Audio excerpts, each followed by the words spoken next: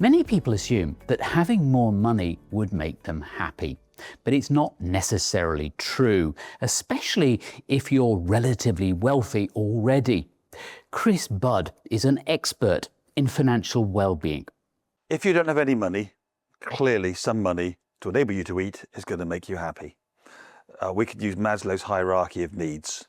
So if you don't have food and shelter, some money to get food and shelter will clearly make you happy. But as we go up Maslow's hierarchy of needs, we get to the top, self-actualisation. Money has very, very little part to play. In fact, I would suggest it's a barrier if we're still focused on money and not focused on the things that bring us joy and self-actualisation.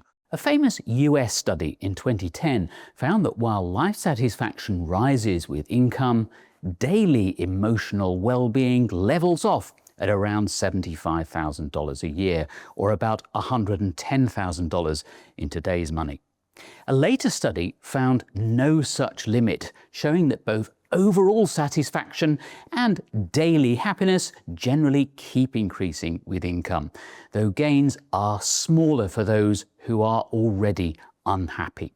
Then something very interesting happened. The two academics got together, and rather than arguing with each other who was right, they said, let's do another survey and see if we can realise why we're different.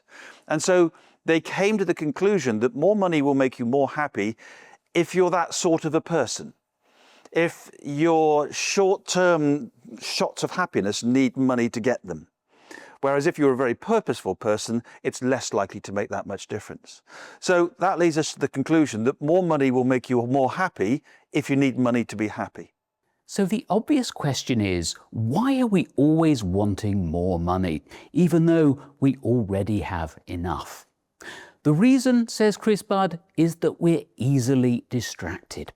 There are many, many distractions in life that would encourage us to see money as an objective. Just to take one, advertising. The role of advertising is to make us unhappy. That's its job, to make us a little bit unhappy so that we'll buy that product to get us back to our level of happiness again. Images of success. If you ask somebody a question of success, it's probably going to have something to do with wealth, to do with achievement maybe, and it's going to be images like Dragon's Den, Wolf of Wall Street, The Apprentice.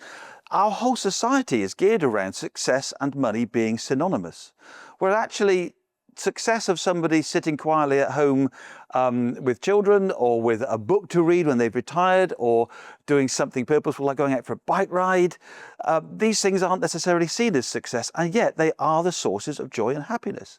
So in many ways, financial well-being is about getting over those barriers, those distractions to well-being, and focusing on what really does add to long-term well-being. These are fundamental issues, and many of us don't give them sufficient attention. If you haven't already done so, it really is worth exploring them, perhaps with the help of a financial planner. Ultimately, how much money you have is far less important than whether or not your life has meaning and purpose.